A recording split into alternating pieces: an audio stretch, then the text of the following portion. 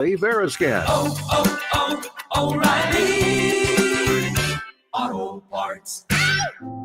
The KFH Studios, powered by Devon James Injury Lawyers. Call 888-8888. That's 888-8888. From the Accident Recovery Team Traffic Center, don't worry about me, I called ART.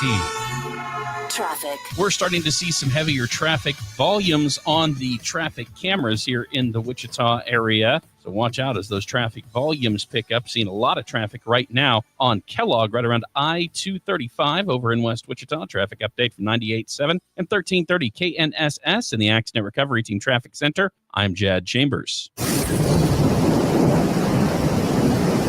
Weather. Sunny, breezy, and hot today. A high of 97 will feel like 106 when you factor in the humidity. South winds 10 to 20 and gusty will offer a little relief from the heat. Clear and warm tonight. 75 is the low. More of the same on Tuesday and Wednesday. Sunshine, breezy, highs in the upper 90s. Heat index around 105, give or take. That's your forecast from Storm Team 12. I'm meteorologist Jake Dunn. Kansas Fan Headquarters, 97.5 and 1240 KFH Wichita, KNSS HD2 Clearwater, and Odyssey Sports Station. Hey Wichita, it's Jacob Albrock. Stay right there for the latest breaking in sports talk. It's Sports Daily coming up next exclusively on 97.5 and 1240 KFH. I'm Chris Sylvester for NFL Network Now on the Westwood One Radio Network. The Chiefs are locking up one of their defensive playmakers for the next few seasons, agreeing to terms with pass rusher George Karlaftis on a 4-year, $93 million contract extension with $62 million guaranteed, according to NFL Network insider Ian Rappaport. Head coach Andy Reid praised Karlaftis, saying, quote, "He's a relentless playmaker. He's smart, reliable. You can trust he's going to be there and go 100 miles per hour." Meantime, the Seahawks have released tight end Noah Fant after 3 seasons. Per NFL Network insider Mike Garafolo, Seattle acquired Fant from Denver in the Russell Wilson trade 3 years ago and signed him to a 2-year contract extension in March of 2024. The Seahawks veterans report to camp Tuesday. And Lions head coach Dan Campbell says defensive tackle Levi Onwuzurike will miss the entire 2025 season after undergoing ACL surgery this offseason. The Lions training camp is underway in Allen Park, Michigan. This has been NFL Network Now on the Westwood One Radio Network. Are you a parent of a 2 to 8-year-old? Listen closely for an exciting offer, then head to abcmouse.com/radio to learn more. By now, you've probably heard of ABC Mouse. ABC Mouse is like a little one-on-one teacher. It has helped her so much. We're offering a promo at abcmouse.com/radio to try it for free for a month, then $14.99 per month until canceled. Go to abcmouse.com/radio to see this offer. That's abcmouse.com/radio. Actual ABC Mouse users compensate for their testimonials, sponsored by Age of Learning. Are you a parent of a 2 to 8-year-old? Listen closely for an exciting offer, then head to abcmouse.com/radio to learn more. By now, you've probably heard of ABC Mouse. ABC Mouse is like a little one-on-one teacher. It has helped her so much. We're offering a promo at abcmouse.com/radio to try it for free for a month, then $14.99 per month until canceled. Go to abcmouse.com/radio to see this offer. That's abcmouse.com/radio. Actual ABC Mouse users compensate for their testimonials, sponsored by Age of Learning.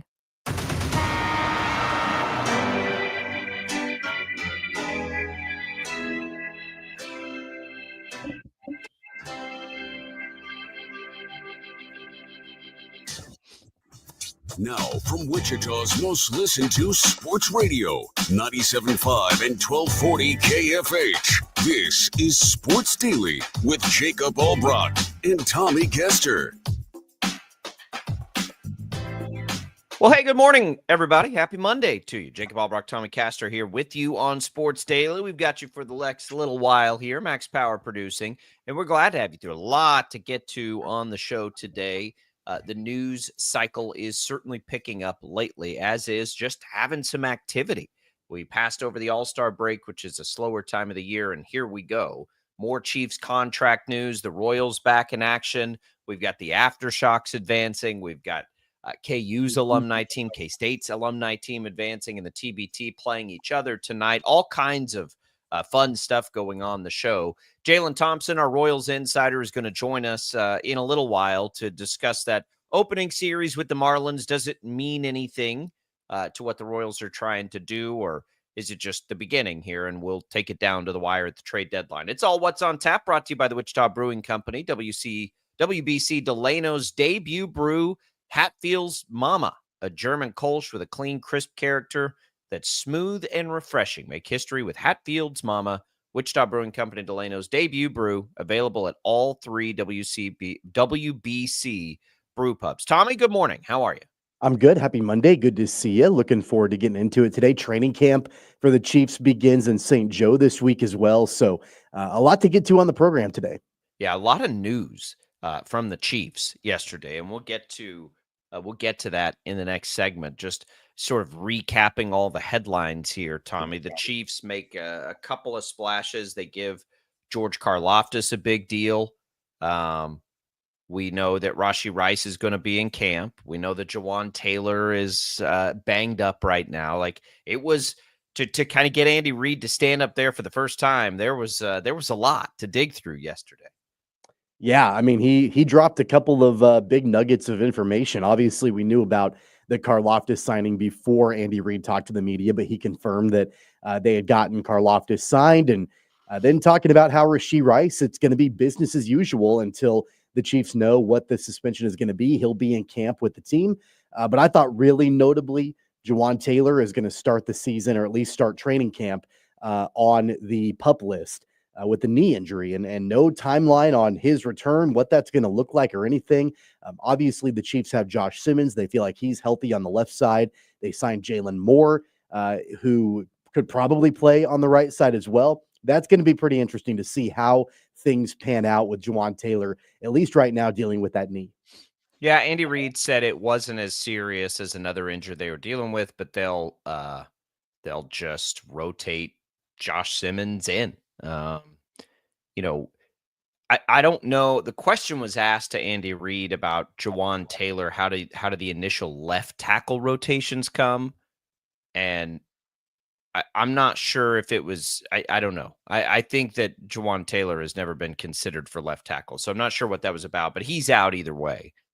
So they're going to get, they'll get Moore and they'll get Simmons in and they'll get reps. You sent me that yesterday. And honestly, like, Jawan Taylor being healthy is important to the Chiefs as much as, he's had his issues and everything else.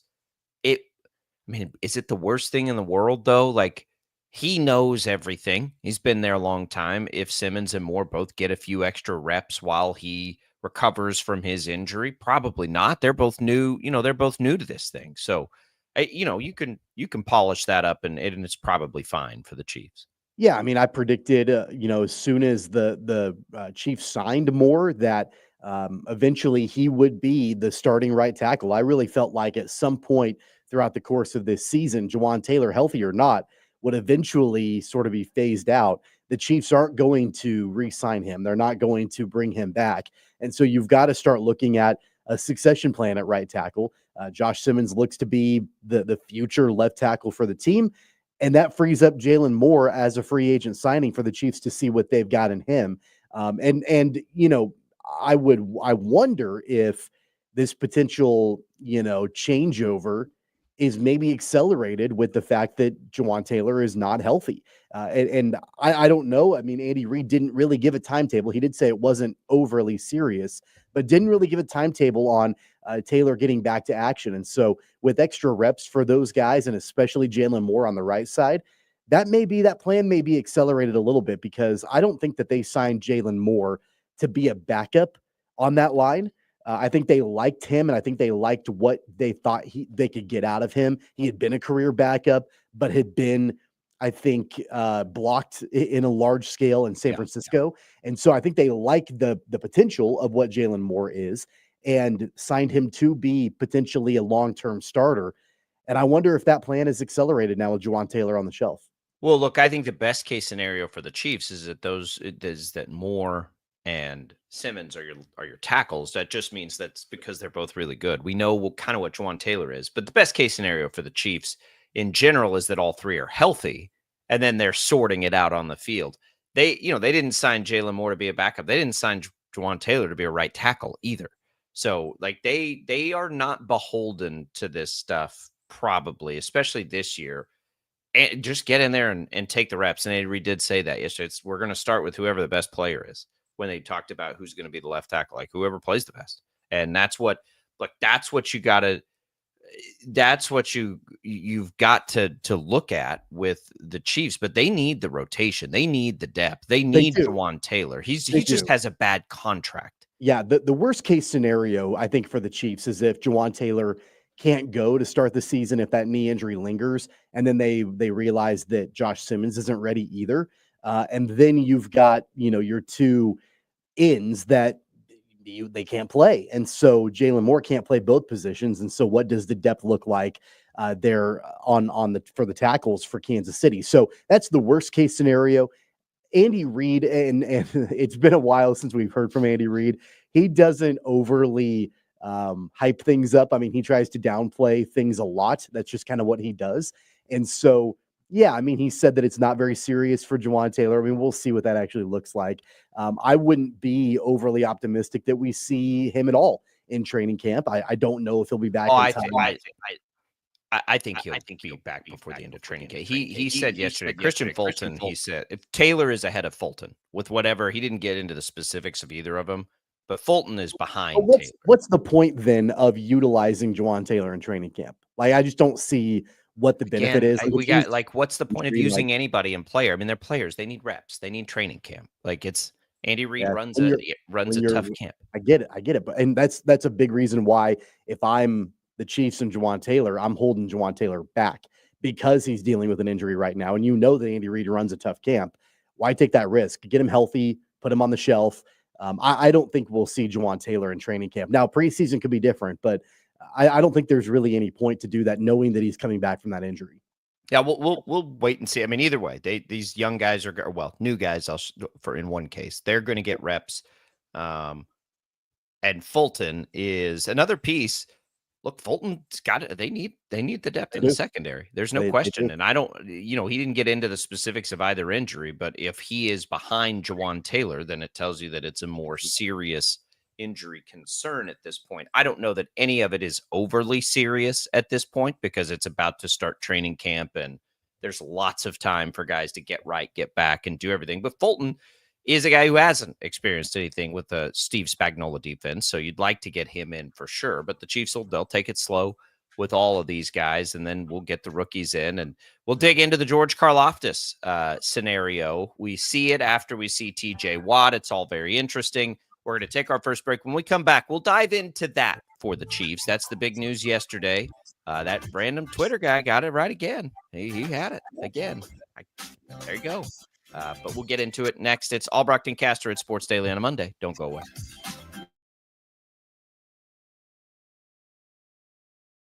Lightning, hail, tornadoes, flooding. It's the worst of severe weather, and it's coming. Spring brings warmer temperatures, but also dangerous weather conditions. Stay up to date day or night with the Storm Team 12 weather app. You'll get accurate forecasts, so you can plan ahead and stay safe, no matter the weather. Download the Storm Team 12 weather app, brought to you by Stutzman's Greenhouse. The future of television has arrived. Next Gen TV is here with stunning video, movie theater quality sound, enhanced voice clarity, and interactive features, all upgradable for the future. Learn more at watchnextgentv.com. Sometimes people tell us, I don't get it, it's just tea. But let me tell you, we are so much more than just tea. With 20 plus flavors of sweet and unsweet iced tea, the possibilities are endless. Come on in and try them all for free to find your favorite or get us on the go for your busy lifestyle. And don't miss happy hour every day. So the next time someone tells you it's just tea, tell them to come by and find out why we say, drink tea, be happy. They're not just the canvas of our imagination. They tell a story. Clouds affect the events of your day. Sometimes they growl, sometimes they inspire, but they're always the messengers of nature's mood, written in the sky. Storm Team 12 understands the language of clouds. We're dedicated to decoding their message, so you know what to expect. Behind every cloud, there is a story waiting to be told. Trust Ross Jansen and Storm Team 12, alerting you first to the impact on your life. Jim Rome here, lighting up your afternoons on The Jim Rome Show. Catch me starting at 2 on Wichita's #1 sports radio, Kansas Fan Headquarters, 97.5 and 1240 KFH.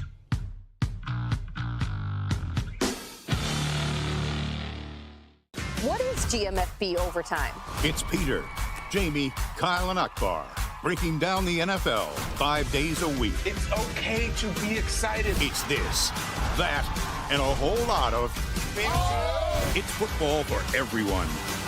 Weekdays at 10 a.m. on KSCW.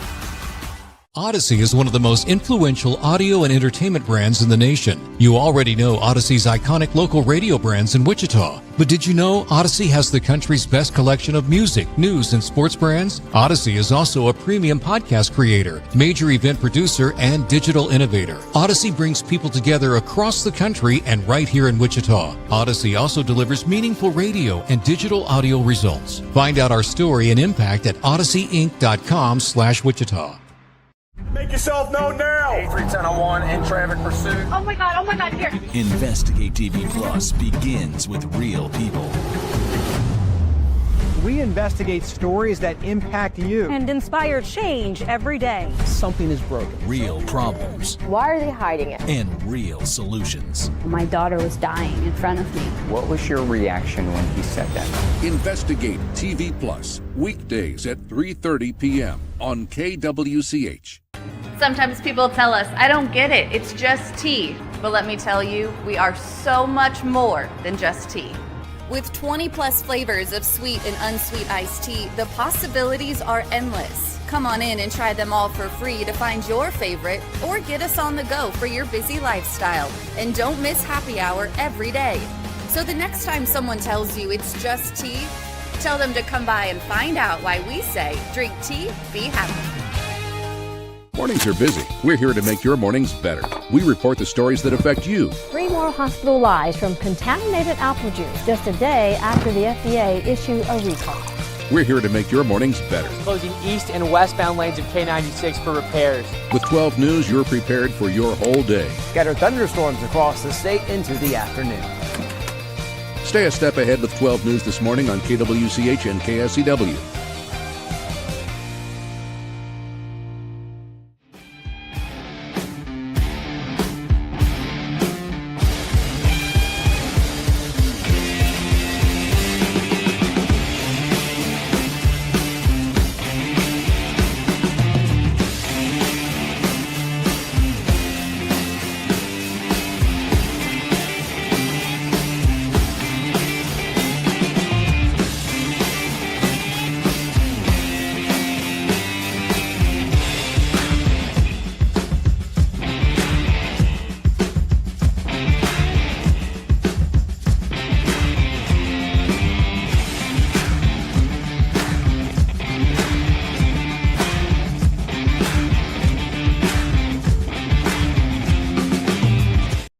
KFH.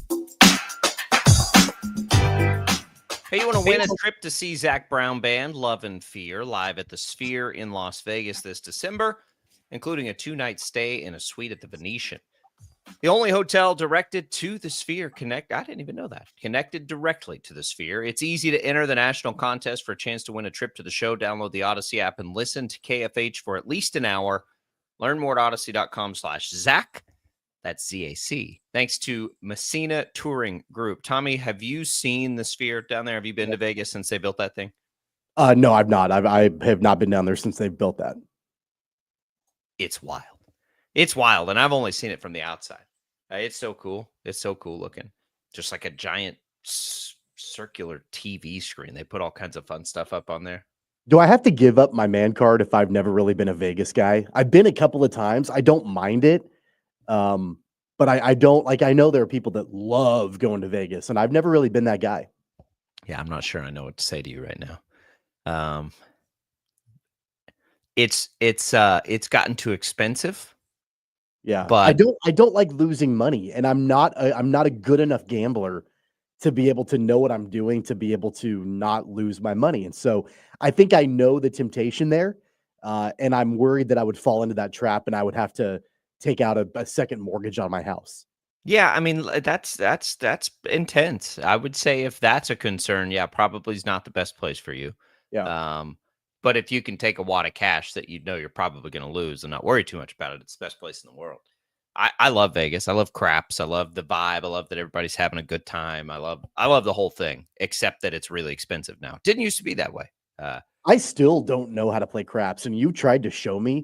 I've had multiple people try to teach me, and for one reason or another, it doesn't click in my head. I cannot pick it up. You can simplify it as much as you want. You're just trying to roll this number before this number, but it's the best. It is a party every time you play. When I've watched you play craps, and I've done that a couple of times, you're using a completely different language. Like, I don't even know the words Yeah. that are coming out of your mouth, and I think that's the confusing thing. Yeah, you're just screaming stuff, but you get there. Like you learn it. I didn't know it either until I sat at a table when the dealers kind of taught me at like 4 a.m. Speaking of Vegas, when I was 21 years old, my parents took me, and I just was like lost in the chaos and trying to I was like, oh, play this, and just like throwing money out there, and they're like, stop, like we'll show you how to play. It's 4 a.m. It's like let's do this the right way.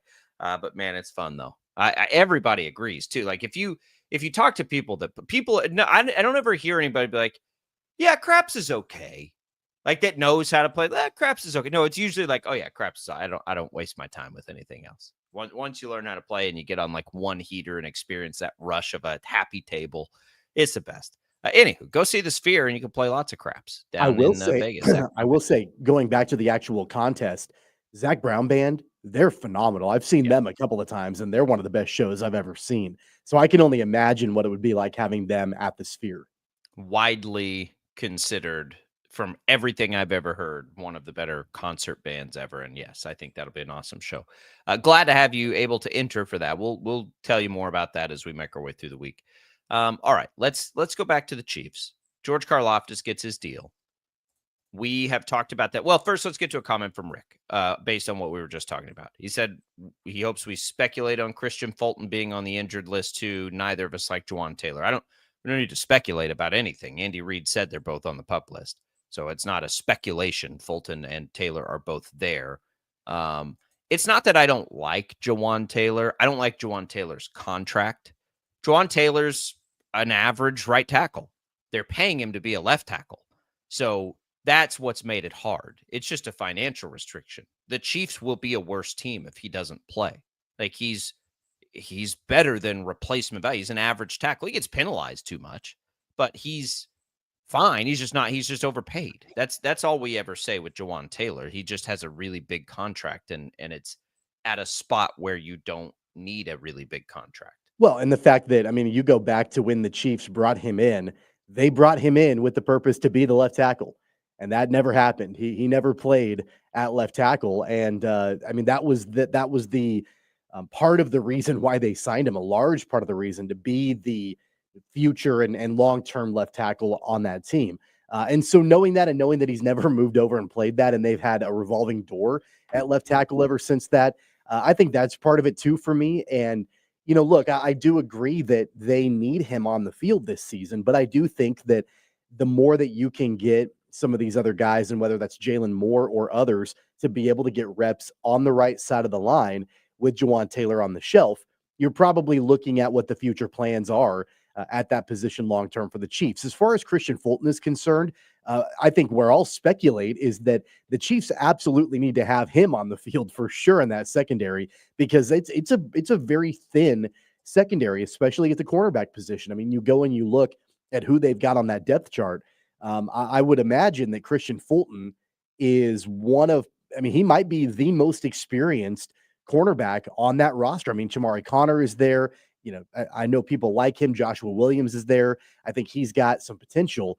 But Christian Fulton is the most proven commodity, I would suggest, at cornerback. And if he's not there, then you're going to be that much thinner in your secondary. And I believe, and I'm just like, I think they have him like defined as a slot corner, which is what he's played, I believe. So it's like a specific need for them that he's set to fill. I'm not sure. And again, we don't know the severity of any of this stuff, and it's training camp. So it's hard to the difference in training camp and the real season as far as recovery. It's all very different. Like they're going to take it slow with guys this time of year. So we'll see. I hope it's not serious.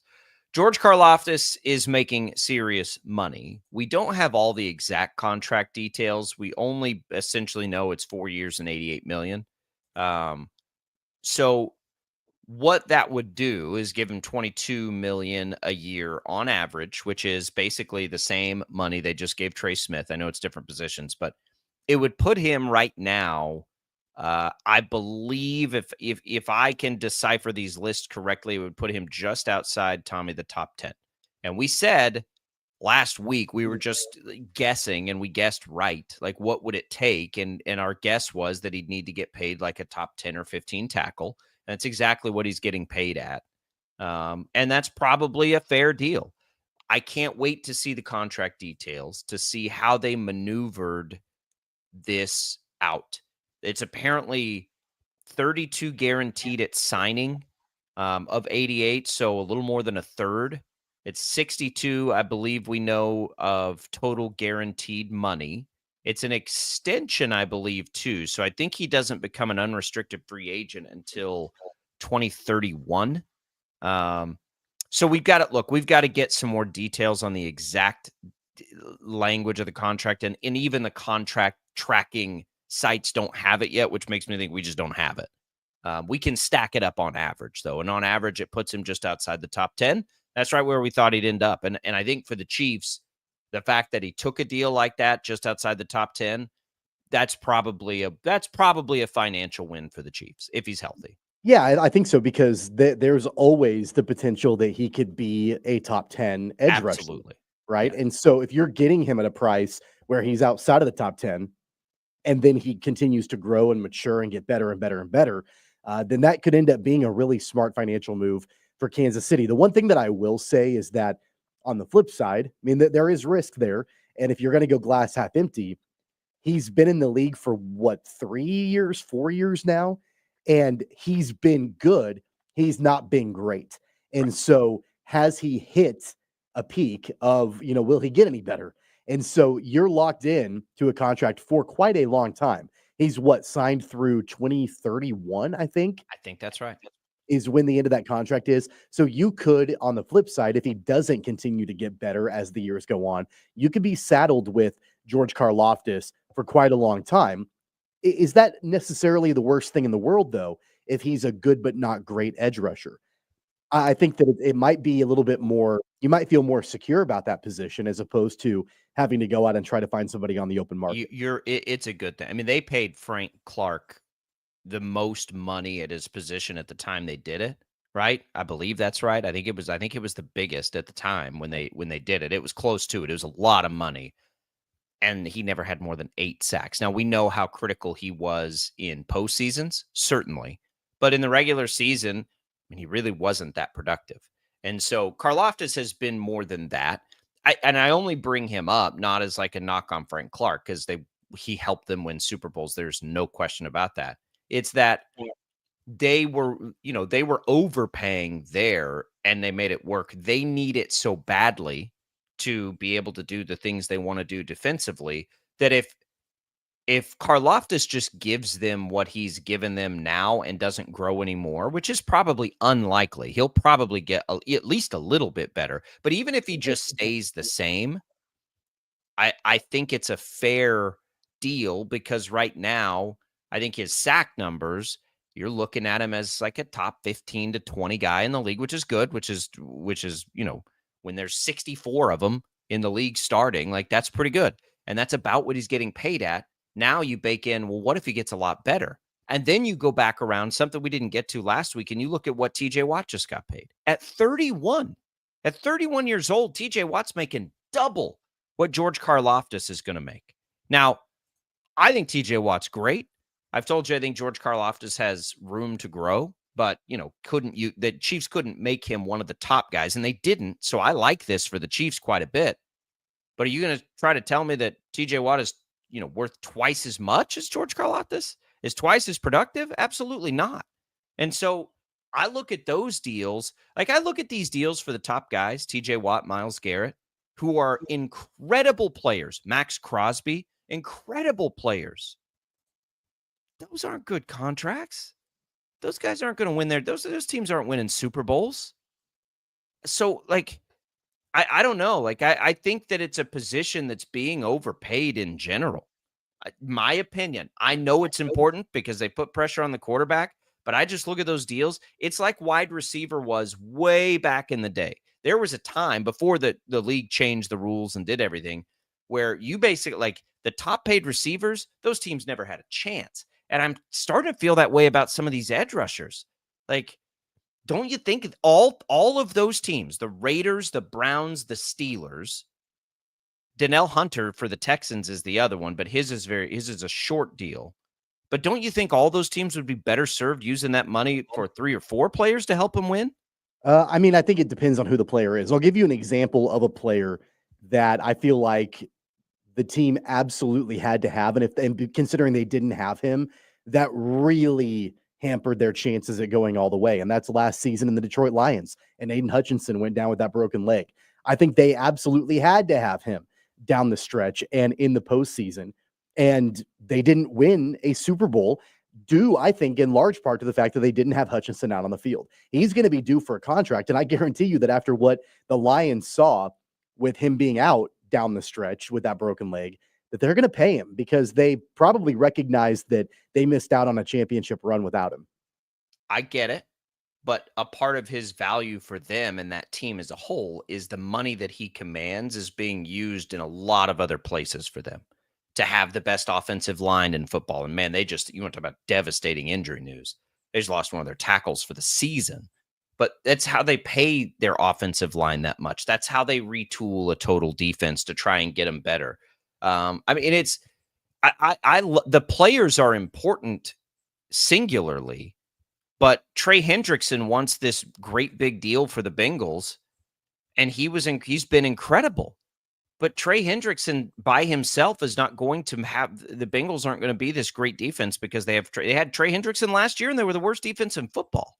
So like I think we're sometimes with this position, oftentimes I think we try to treat it like a quarterback is on offense, and it is not the same thing. It's just not. Like, yes, quarterbacks command the money because you have to have them to have a chance. I don't think you have to have an expensive end to win a championship. You know what I think the Cowboys should do with Micah Parsons? I think they should trade him. Look at what the Cowboys think they shouldn't be giving Micah Parsons and Dak Prescott $100 million combined a season. That is not a winning formula. I'm glad TJ Watt got paid. TJ Watt's awesome. The Steelers aren't going to win a Super Bowl.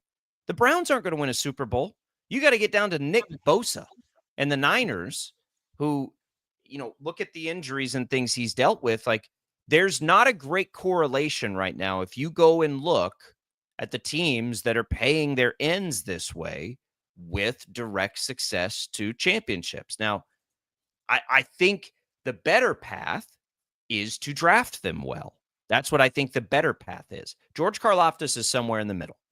I don't think he qualifies to what we're talking about completely. I think you can live in the range they're paying Karlaftis. That's why I like the deal. And it's going to keep resetting. Parsons is going to get paid.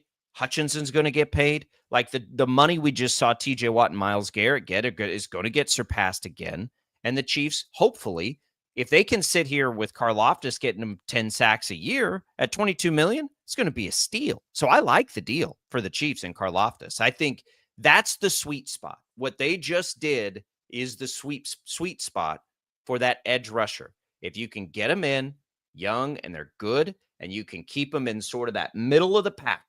But I don't think you have any business, if you want to win a Super Bowl, resetting the market for a defensive end. I just don't. That's just my opinion. I also wonder what the motivation is for George Karlaftis to not want to go and test that market. Now, he's right outside the top 10, so he's not going to garner money like a TJ Watt or Micah Parsons. $60 million guaranteed, I guess. I mean, that's great money. Like, that's nothing to sneeze at. But you could conceivably be done with your rookie contract if you're George Karlaftis, maybe even take another step forward and maybe be right inside the top 10 and go and get more money from another team on the market.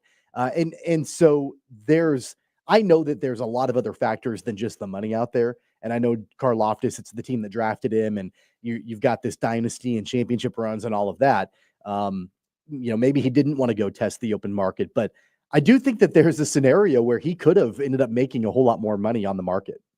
There is, but so let's think about it a couple ways. One, he gets extended 2 years before he wasn't a free agent until after next year. Yeah. And so that's a big piece of it with the injury risk in the NFL. The other is Garrett and Watt just got their deals, and Hunter all just got their deals at the age Karlaftis will be when he actually does hit free agency. So, and I'm sure, and again, we don't have all the contract details. I'm sure there are outs both ways. I'm sure there are ways the Chiefs, if they need to, will be able to bail. There's I think he's pretty savvy here, but just because he wasn't going to be a free agent for 2 years. So now, like you're seeing 30-year-old defensive ends get paid boatloads of money. If that production is there, he's still got time for the big payday. But this is, this is enough for however you want to look at it. And he gets it 2 years early with the injury risk of the NFL involved. I'd say it's a pretty good win for him.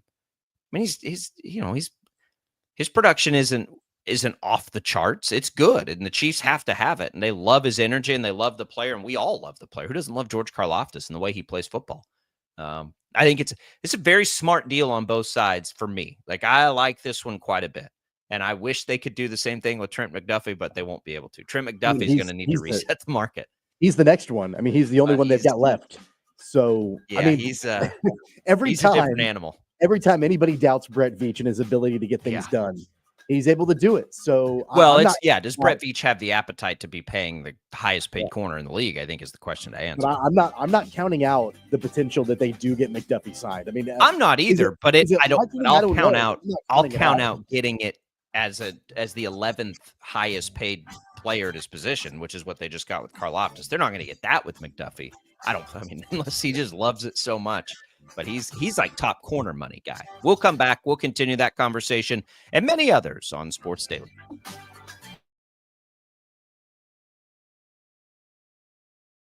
Lightning, hail, tornadoes, flooding.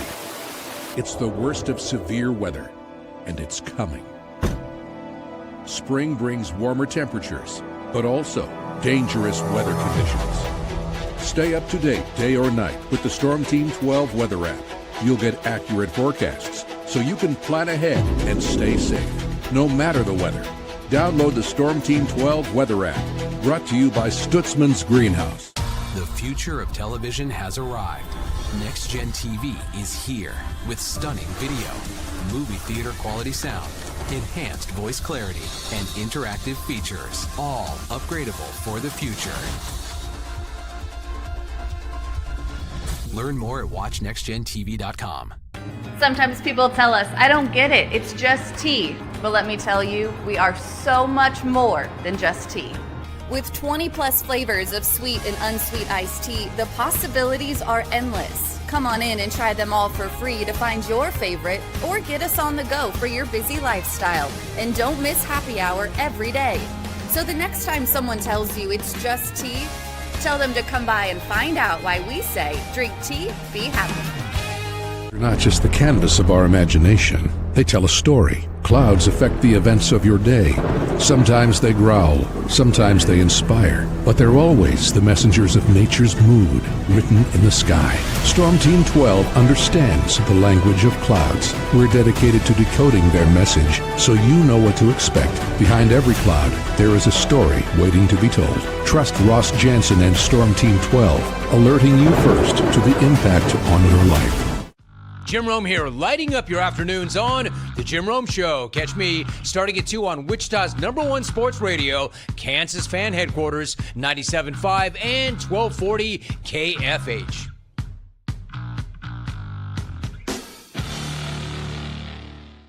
What is GMFB overtime? It's Peter, Jamie, Kyle, and Akbar breaking down the NFL 5 days a week. It's okay to be excited. It's this, that, and a whole lot of It's football for everyone. Weekdays at 10 a.m. on KSCW. Odyssey is one of the most influential audio and entertainment brands in the nation. You already know Odyssey's iconic local radio brands in Wichita. But did you know Odyssey has the country's best collection of music, news, and sports brands? Odyssey is also a premium podcast creator, major event producer, and digital innovator. Odyssey brings people together across the country and right here in Wichita. Odyssey also delivers meaningful radio and digital audio results. Find out our story and impact at odysseyinc.com/Wichita. Make yourself known now. 8310 in traffic pursuit. Oh my God, here. Investigate TV Plus begins with real people. We investigate stories that impact you. And inspire change every day. Something is broken. Real problems. Why are they hiding it? And real solutions. My daughter was dying in front of me. What was your reaction when he said that? Investigate TV Plus, weekdays at 3:30 p.m. on KWCH. Sometimes people tell us, I don't get it, it's just tea. But let me tell you, we are so much more than just tea. With 20 plus flavors of sweet and unsweet iced tea, the possibilities are endless. Come on in and try them all for free to find your favorite or get us on the go for your busy lifestyle. And don't miss happy hour every day. So the next time someone tells you it's just tea, tell them to come by and find out why we say drink tea, be happy. Mornings are busy. We're here to make your mornings better. We report the stories that affect you. 3 more hospital lies from contaminated apple juice just a day after the FDA issued a recall. We're here to make your mornings better. Closing east and westbound lanes of K96 for repairs. With 12 News, you're prepared for your whole day. Scattered thunderstorms across the state into the afternoon. Stay a step ahead with 12 News this morning on KWCH and KSCW.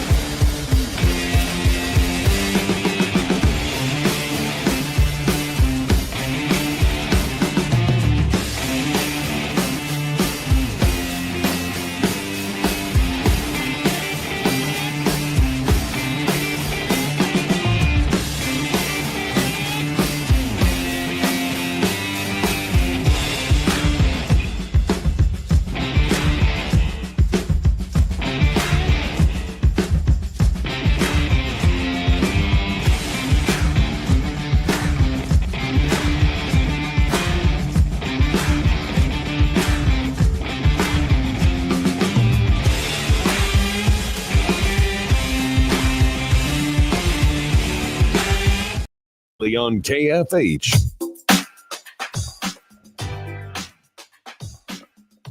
All right, welcome back in, everybody. It is Sports Daily. We're so glad to be here with you. Thanks to Prairie Fire Coffee for keeping us fueled up each and every day here at the Odyssey family of stations. Thanks to Crestview Country Club for their great support. Tom and I got out there and sweated out on the course the other day. It's my worst round in a very long time. Tommy, you were. I don't know what did you end up with that day? You had having a good round. Yeah, I think I shot an 82. It was a solid round. I had a couple of birdies on the day. It was when you skip good. One off the water. I did to get up onto the green. What hole is that? Everybody knows it. It's a little island green. Yeah, 15 on the back. So. For everybody that's played out at Crestview, we're playing 15. We're all the rest of us are just absolutely on the struggle bus. And we look over and Tommy skips one off the lake, and it like you're skipping a rock, hits the top of the water, bounces up on the green, and gets within, I think, 10 feet of the hole. I made the putt too, by the way. Yeah. I made the putt for birdie. I have to tell you, that was not planned. It was a terrible shot. I hit a really bad shot. I know it was. I mean, that was not like hey, I'm going to watch this. I'm going to skip it off the water and put it on the green. Not the way I intended it, but it worked out. Yeah, it was that kind of day, but it was a lot of fun. It was hot, and it was still a lot of fun. The tree work is underway, but we appreciate Crestview. Give them a call. They got all kinds of great memberships, all kinds of great packages and things. Give Todd a call out there and tell him we sent you and give you a good deal. All right, here we go. Let's continue the Chiefs conversation. So the other big storyline, obviously, with them to look at early in camp is Rashee Rice. The Chiefs are probably pretty smart for getting a George Karlaftis deal done right before, so they maybe have to talk a little less about Rashee Rice. Andy Reid, as he always does, he kind of tries to address it right out of the gates and then doesn't give you a lot of information. Said he hasn't really had any contact, but basically that Rice is going to be there. They're going to rotate him in just as planned, and they'll deal with it, whatever it is. And they'll have other guys that are in the rotation that'll be ready. I heard something, and I've kind of seen this, and I do think it's worth talking about. I don't think, because everybody loves conspiracy theories with the Chiefs and the timing of all this. I think that's being dramatic, but I will say, if you're trying to time this and you're Rice or the Chiefs, don't you think it, because remember, like, this wasn't supposed to be cleared up until a court case later. And then I'm going to just speculate and guess here that Rice probably said, you know what, like, I'm going to plead out and we're going to get this thing done, because you can do that at any point. If you're going to do it and you know a suspension's coming, it probably does make some sense to do that while you're recovering from an ACL injury. You know what I mean? Like, I wonder if there was any thought given, because people are talking about that and they're being too dramatic about it. But the reality is, like, if you know you're pleading guilty, which we've known that for a long time, I think, like, if you know you're going to do that, he's healthy by all accounts, he would play. But would it make sense to do some of it in that beginning part of that recovery? Probably so. I mean, there's that side of it too. It does make some sense. Yeah, it does give him a little bit of a longer time, a longer opportunity to get back into game shape, and he may be there Assuming he right gets now. suspended. Yeah, before the he may be there now. Like, I know that it looks like as of now he's going to be going through camp. But if games started today, I would imagine. I mean, the guy's a freak athlete. I would imagine that he's probably good to go now. The As it videos I've is, seen, he looks good. he looks good, but I don't think there's anything wrong necessarily with if he does get suspended Right. for the first however many games, that he's taking that time to get even better. And then you've got a really highly anticipated return whenever that is, whether that's week 5 or week 7 or week 9, depending on the length of time that he's suspended. I don't think that is the worst thing in the world. And again, we'll find out exactly what direction the NFL wants to go. But I would imagine that when that penalty comes down, we're not going to see any kind of appeal. We're not going to see any kind of, like, he's going to accept that penalty, and we'll move on with our lives. He's been ready to accept everything. Say what you want. Like, he stepped up immediately to try to get some at least financial assistance to these families. I mean, there were people that were seriously injured. So he's been doing that. He has admitted guilt sort of right out of the gates with this thing. And now, of course, the guilty pleas and all this stuff. So we'll see how it all shakes out. But Andy Reid basically just saying he'll rotate in just like he normally would with everybody else. And he's had no conversations about a timetable, which is, certainly not true. But there's just nothing there. We just wait for the league to come down with a suspension. What I don't know is, whatever the game suspension is, let's say they do, 6 games. I believe, can still go through camp and do everything he would up into those games as normal. Now, there would be a point where the Chiefs would pull that back and prepare to not have him for 6 weeks. But I don't think it's going to change much between now and a month from now, whatever the number is. And I do still suspect, based on all the reporting, that we'll get it before the start of this season. We'll get the ruling from the NFL. Yeah, and it's also probably not the worst thing in the world for the Chiefs to see what they've got in some of these fringe wide receivers, the young guys, the Jalen Royals of the world, or and then the guys in his role. Yeah, and the guys that we talk about every single year about, will there be a roster spot for them? Now you've got a little bit more of a door open to show what you can do throughout training camp, throughout preseason, all of that, because we're pretty sure that we're not going to see Rashee Rice, at least for a period of time, to start the season. So I would love to see what the Chiefs have in Jalen Royals. I would love to see if there's, whether it's a Nico Remigio or others that are at the bottom of the depth chart, to see if they can come in and step in, and be productive. Yeah, they don't have Justin Ross. He was let go. So he's out of that mix. But I don't anticipate that any of those guys you just mentioned are going to be factors. I think they have enough other guys, but yeah, maybe somebody does. I don't think they will. They could have last year, and the Chiefs had to go get outside help. I think it's more about, Hollywood Brown getting the reps he missed out on last year. And do they envision the exact same role for him? You have Juju earlier now than you had last year, right? They brought him in. When did they bring him in last year? It was the season hadn't started yet, has it? Had it when they brought in Juju? It was I right think before. it was right before the season, I believe. That's what I thought, but it wasn't this early.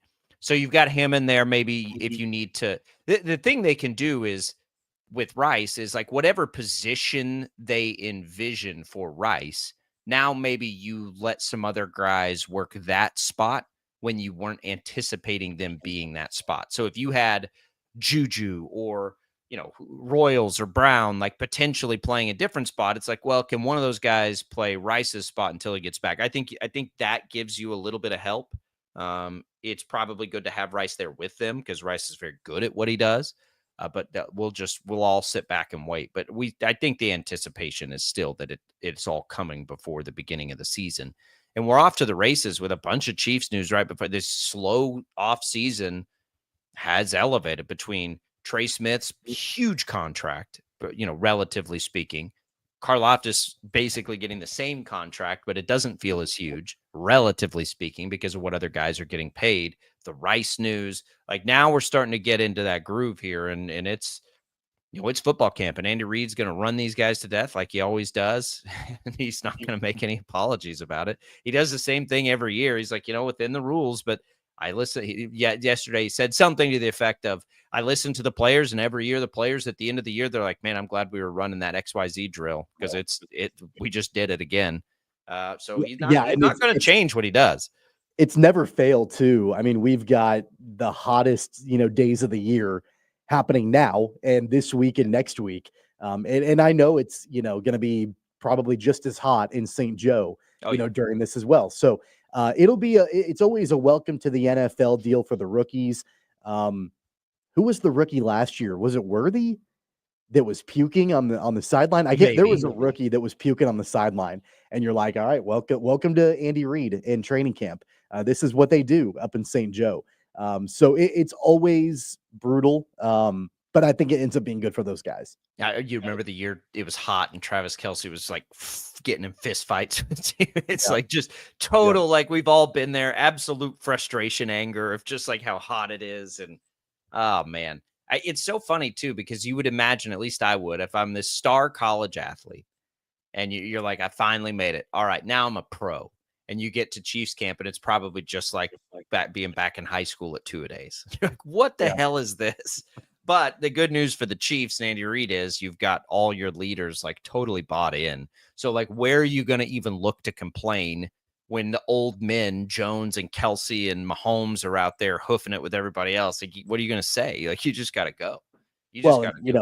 They're basically bunking up together in dorm rooms during the time, and I mean, it's a good experience for those younger players and the guys that have not been part of an Andy Reid team before to know what they're getting themselves into when they start, training camp the way that they do. So I think it's always been a good thing, and I know that throughout the course of training camp, everybody has all eyes on what's going on up there. We'll get more news and nuggets as it goes on about the development of players and what things look like. And I don't anticipate things slowing down at all.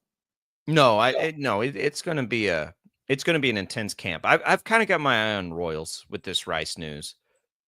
Rookies never acclimate quickly for Andy Reid. I get it, but they did take him.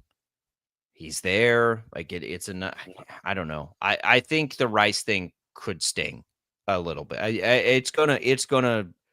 It's gonna be a very different offense without him. I don't think it will be the elite offense that I envisioned without him there. I'm trying to like find a way for it to be that.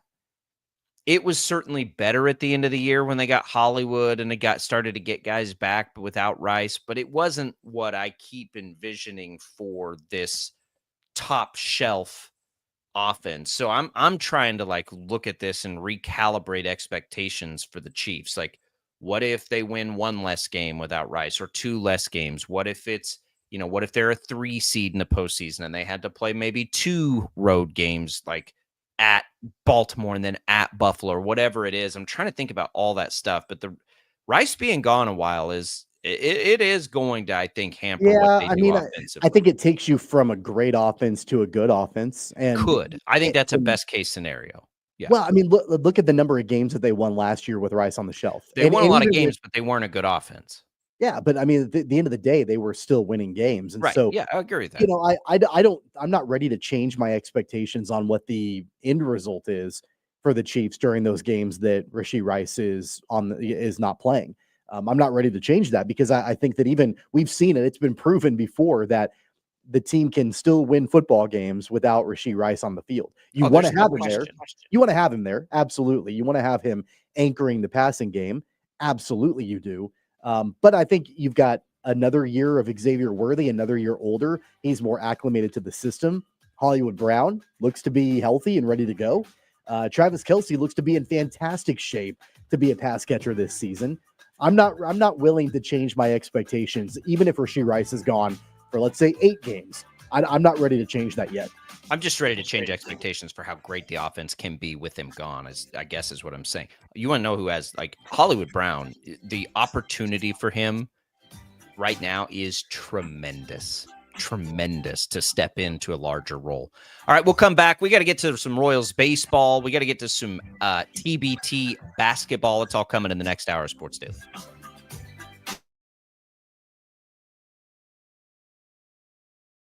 Lightning, hail, tornadoes, flooding. It's the worst of severe weather, and it's coming. Spring brings warmer temperatures, but also dangerous weather conditions. Stay up to date day or night with the Storm Team 12 weather app. You'll get accurate forecasts, so you can plan ahead and stay safe, no matter the weather.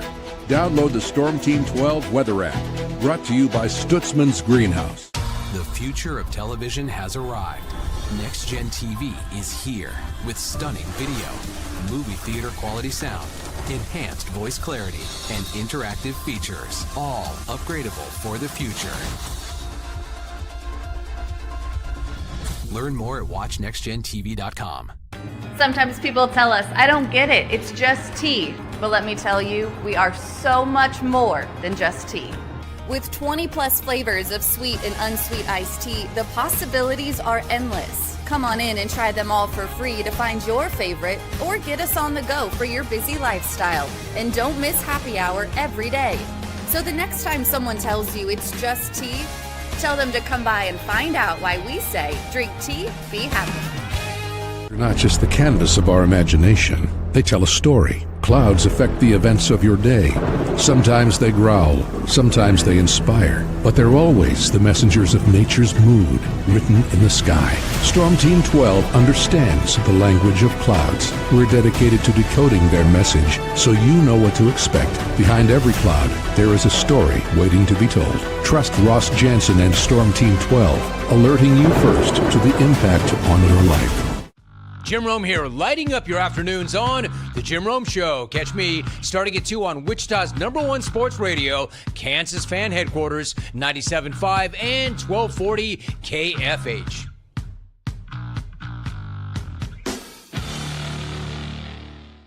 What is GMFB Overtime? It's Peter, Jamie, Kyle, and Akbar breaking down the NFL 5 days a week. It's okay to be excited. It's this, that, and a whole lot of It's football for everyone. Weekdays at 10 a.m. on KSCW. Odyssey is one of the most influential audio and entertainment brands in the nation. You already know Odyssey's iconic local radio brands in Wichita. But did you know Odyssey has the country's best collection of music, news, and sports brands? Odyssey is also a premium podcast creator, major event producer, and digital innovator. Odyssey brings people together across the country and right here in Wichita. Odyssey also delivers meaningful radio and digital audio results. Find out our story and impact at odysseyinc.com/Wichita. Make yourself known now. 83101 in traffic pursuit. Oh my God, here. Investigate TV Plus begins with real people.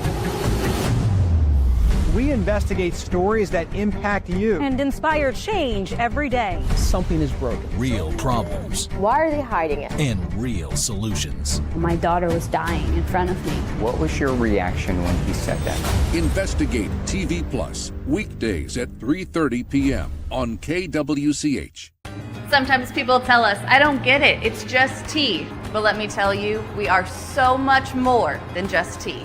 With 20 plus flavors of sweet and unsweet iced tea, the possibilities are endless. Come on in and try them all for free to find your favorite or get us on the go for your busy lifestyle. And don't miss happy hour every day. So the next time someone tells you it's just tea, tell them to come by and find out why we say drink tea, be happy. Mornings are busy. We're here to make your mornings better. We report the stories that affect you. 3 more hospital lies from contaminated apple juice just a day after the FDA issued a recall. We're here to make your mornings better. Closing east and westbound lanes of K96 for repairs. With 12 News, you're prepared for your whole day. Scattered thunderstorms across the state into the afternoon. Stay a step ahead with 12 News this morning on KWCH and KSCW.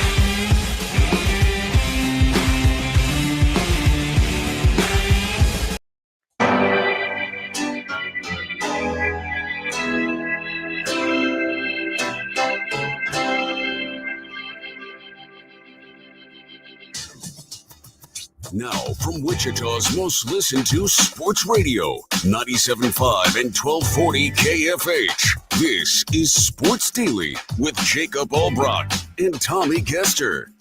All right, welcome back in, everybody. It is Sports Daily. It is Jacob Albrock and Tommy Kester. We are glad to be here with you on this Monday.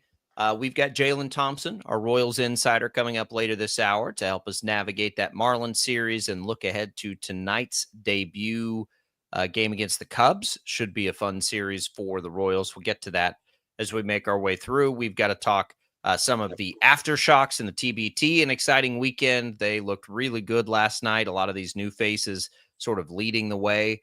Scotty Scheffler gets another tip of the cap in his career. We'll get into, his resume up at this point. He's starting to sniff Tiger territory. So we'll get into all of that. It's all What's on Tap, brought to you by Wichita Brewing Company, WBC Delano's debut brew, Hatfield's Mama, a German Kolsch with a clean, crisp character, smooth and refreshing.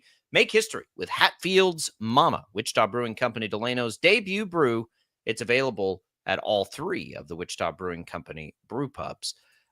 We come back, Tommy. Let's go into the Royals briefly on the Marlins series, and we'll get more in depth with Jalen Thompson in a little bit, and then we'll get to TBT and a little British Open Championship in the next segment.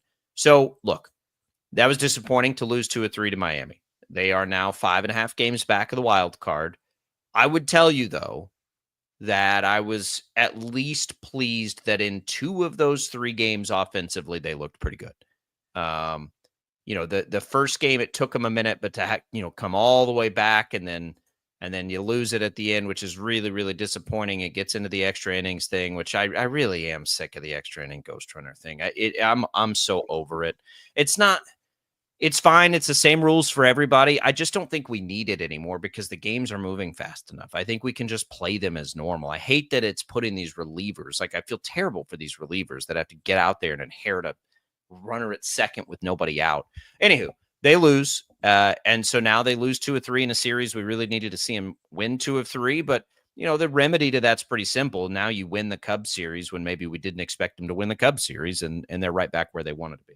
Yeah, the one thing about the Marlins is that they've got nothing to lose. They're out of a playoff hunt, and they're kind of starting to gel, and they're having fun. I mean, you watch them, and it's like, hey, they're kind of like the Bad News Bears out there. And so it's kind of fun to watch them, but they were playing free and easy, where you could definitely tell that the expectation and the pressure were on the shoulders of the Royals. You now go and play a Cubs team that they do have pressure on their shoulders, and so I wonder how that will change the way that series plays out. But for the Marlins, I mean, in that series, yeah, it's rough when you've got Estevez on Friday not be able to get it done, and then Ursig on Saturday not be able to get it done. Those are your 2 anchors in the back end of the bullpen. But at the same time, on Saturday's game, they weren't able to score any runs, and you have to play pretty near perfect to be able to win a game like 1-0 or something like that. So the margin wasn't there on Saturday, but at least it was a nice bounce back yesterday. They've got to start winning series, though. They've got to start with this series against the Cubs. You've got the Guardians later this week. So you've got, an interdivisional matchup between these 2 teams. And so you've got to take advantage of those situations when they come up. I'm hopeful that the way that their offense came alive on both Friday and Sunday, that can be carried on, throughout the course of this week.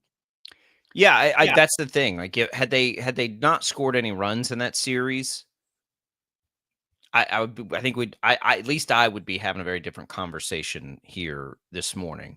But they did, and it didn't go their way on the road, and that's okay because they did. The offense continues to show us signs of life. Salvi specifically showing signs of life. I mean, he's got that power back, which is really important.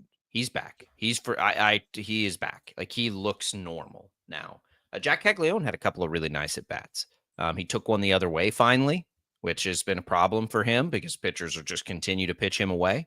That was a good sign. And again, like, those are the things realistically now when we talk about the deadline, those are the things that are going to have to make the offense better. By the way, Eugenio Suarez, who we've mentioned, has hit like 6 home runs since we left the air. So that ain't going to happen. Like, that's not happening. Did you know that there has never, I found this out from Jeff Passan on social media over the weekend. There's never been a player that has been traded mid-season when that player has 35 home runs or more. Like, that just doesn't happen. And he now is over 35 home runs. I think, doesn't he only trail Judge and Raleigh in home runs? Ohtani. Sure. He's the National League. Yeah, he's the National League leader. I saw that. I saw another article that said he may be like, this may be putting them into a mode where they don't want to sell anymore. Like, they feel like they can contend now. So it's like, all right. But either way, it ain't happening for the Royals. Like, that's a no. That's a non-factor. They're not going to get him now. Quick aside, betting. You want to know the one game he didn't hit 2 home runs in that series? The one game that you bet on? He was the last leg. I had a 3-leg home run parlay, Tommy. So I went to a concert on Friday, and I forgot that I made I like to do that when there's like free bets or bonus bets or get your money back bets. I love doing home run parlays because the odds are outrageous. Like, they're insane, right? So I don't remember who the first 2 legs are. I think it was Junior Caminero and Byron Buxton. And they hit. And I'm at that concert and I look and I'm like, oh, crap. On my $5 bet, like, there was like a $55 cash out option on it. And I looked at one of my buddies who also likes to bet. And he was like, I think you got to take that. And I'm like, yeah, I probably should. Eugenio Suarez hadn't started his game. He was the last leg to win a bunch of money. And I'm like, yeah, I probably should. Didn't think it did, like, totally forgot about it, spaced out after the concert. I'm like, oh, crap, I forgot to cash that out. And I look and he didn't hit one. And then that knife got twisted a little bit more when I see he hit 2 in each of the next 2 games. I'm like, you got to be kidding me. That would have been one of my favorite hits of the year. A 3-leg home run. Go put 3 home runs together and look at what the odds are so stupid to hit those. But anyway, Suarez, he's not going to be a Royal. He's not going to be a Royal. I don't think anybody else. He's going to continue to be a Diamondback, I would imagine. Oh boy,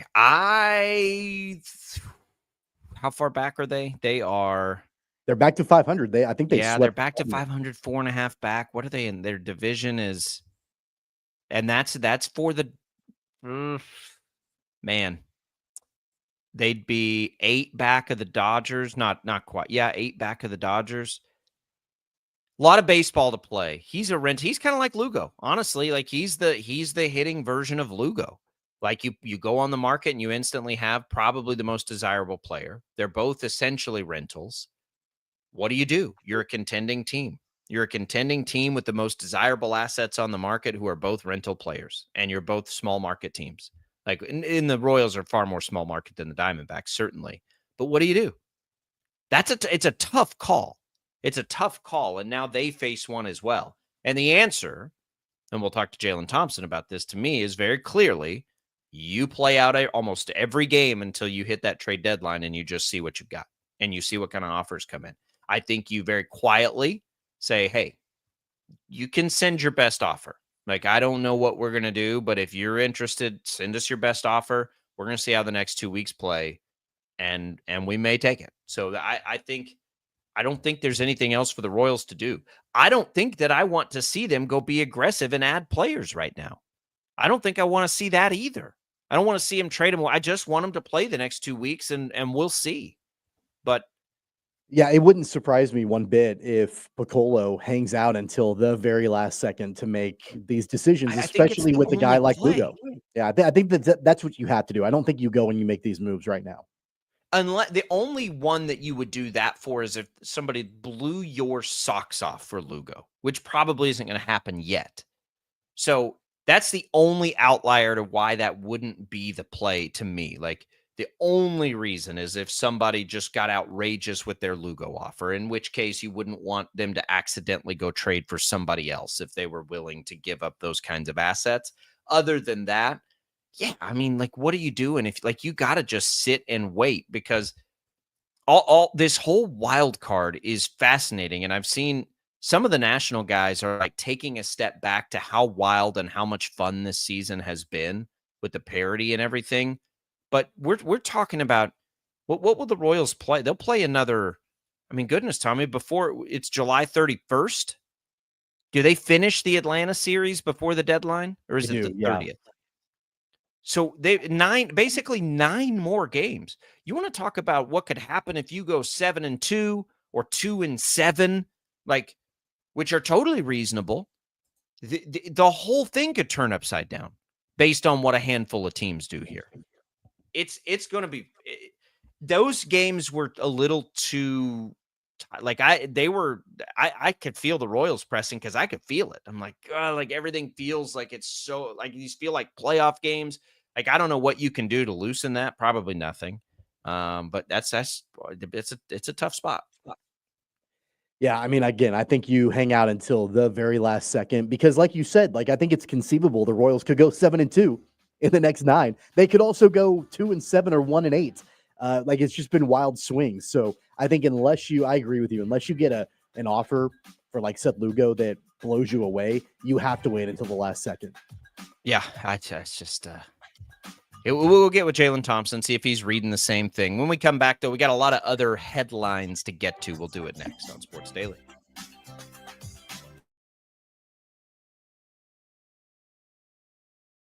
Lightning, hail, tornadoes, flooding. It's the worst of severe weather, and it's coming. Spring brings warmer temperatures, but also dangerous weather conditions. Stay up to date day or night with the Storm Team 12 weather app. You'll get accurate forecasts so you can plan ahead and stay safe, no matter the weather. Download the Storm Team 12 weather app, brought to you by Stutzman's Greenhouse. The future of television has arrived. Next Gen TV is here with stunning video, movie theater quality sound, enhanced voice clarity, and interactive features, all upgradable for the future. Learn more at watchnextgentv.com. Sometimes people tell us, I don't get it, it's just tea. But let me tell you, we are so much more than just tea. With 20 plus flavors of sweet and unsweet iced tea, the possibilities are endless. Come on in and try them all for free to find your favorite or get us on the go for your busy lifestyle. And don't miss happy hour every day. So the next time someone tells you it's just tea, tell them to come by and find out why we say drink tea, be happy. They're not just the canvas of our imagination. They tell a story. Clouds affect the events of your day. Sometimes they growl, sometimes they inspire, but they're always the messengers of nature's mood written in the sky. Storm Team 12 understands the language of clouds. We're dedicated to decoding their message so you know what to expect. Behind every cloud, there is a story waiting to be told. Trust Ross Jansen and Storm Team 12, alerting you first to the impact on your life. Jim Rome here, lighting up your afternoons on The Jim Rome Show. Catch me starting at 2 on Wichita's #1 sports radio, Kansas Fan Headquarters, 97.5 and 1240 KFH.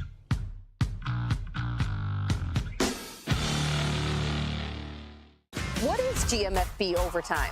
It's Peter, Jamie, Kyle, and Akbar breaking down the NFL 5 days a week. It's okay to be excited. It's this, that, and a whole lot of It's football for everyone. Weekdays at 10 a.m. on KSCW. Odyssey is one of the most influential audio and entertainment brands in the nation. You already know Odyssey's iconic local radio brands in Wichita. But did you know Odyssey has the country's best collection of music, news, and sports brands? Odyssey is also a premium podcast creator, major event producer, and digital innovator. Odyssey brings people together across the country and right here in Wichita. Odyssey also delivers meaningful radio and digital audio results. Find out our story and impact at odysseyinc.com/Wichita. Make yourself known now. 83101 in traffic pursuit. Oh my God, here. Investigate TV Plus begins with real people. We investigate stories that impact you. And inspire change every day. Something is broken. Real problems. Why are they hiding it? And real solutions. My daughter was dying in front of me. What was your reaction when he said that? Investigate TV Plus, weekdays at 3:30 p.m. on KWCH. Sometimes people tell us, I don't get it, it's just tea. But let me tell you, we are so much more than just tea. With 20 plus flavors of sweet and unsweet iced tea, the possibilities are endless. Come on in and try them all for free to find your favorite or get us on the go for your busy lifestyle. And don't miss happy hour every day. So the next time someone tells you it's just tea, tell them to come by and find out why we say drink tea, be happy. Mornings are busy. We're here to make your mornings better. We report the stories that affect you. 3 more hospital lies from contaminated apple juice just a day after the FDA issued a recall. We're here to make your mornings better. Closing east and westbound lanes of K96 for repairs. With 12 News, you're prepared for your whole day. Scattered thunderstorms across the state into the afternoon. Stay a step ahead with 12 News this morning on KWCH and KSCW.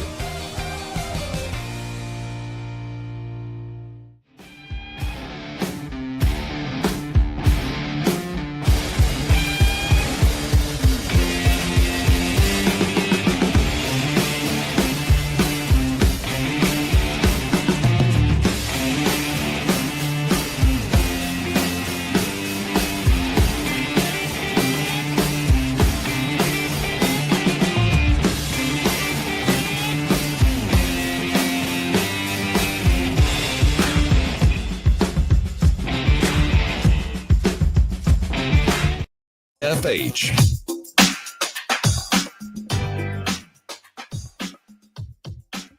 All right, welcome back in, everybody, here to Sports Daily. We're glad to be with you. The Summer Concert Series back in Wichita at NAFSCAR Park this weekend. Series returns Friday, July 25th with the Astronauts live on stage. Gates open at 6:30. Show starts at 8. Enjoy free live music, food trucks, and Friday night fun all summer long. Full schedule at kfhradio.com. We welcome you back in here. We've got a little golf to talk about. We've got some TBT to talk about, Tommy, and you tell me there's some conference news that we need to be paying attention to here. Yeah, it's nothing major, but Ross Dellinger from Yahoo Sports reported about 30 minutes ago that the American Athletic Conference is changing its name, dropping the word athletic out of it. So it will just be the American Conference. You won't call it the AAC anymore. It'll be the American Conference or the American. They're trying to modernize the name of the Yeah, that's conference. what we do anyway. Okay. They've got a new mascot that they are unveiling, an eagle that is the conference mascot. And so Tim Pernetti and his team, apparently they've been meeting for a long time to try to work on the branding and the vision for the conference. So it's no longer the AAC, no longer the American Athletic Conference. It will just be known as the American Conference moving forward. The American Conference. Yeah, I like it. That's what we call it anyway. The American. The logo's not changing, which I wouldn't advise them to do. I like the logo. But yeah, that's good. It's better than the AAC. I've always thought the AAC and the ACC were too close anyway. So I think this is better. The American. I like it. I like it. Now they need to get a big fat TV deal, and the Shockers dominate the league and all these things. Speaking of the Shockers, Tommy, the Aftershocks.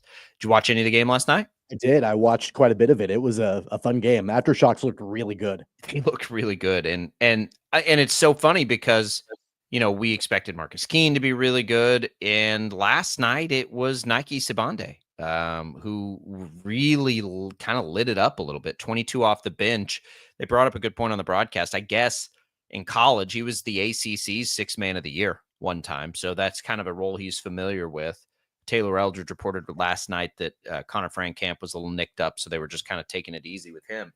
But I'll tell you, Challenge ALS, that's one of those teams that are always in this thing.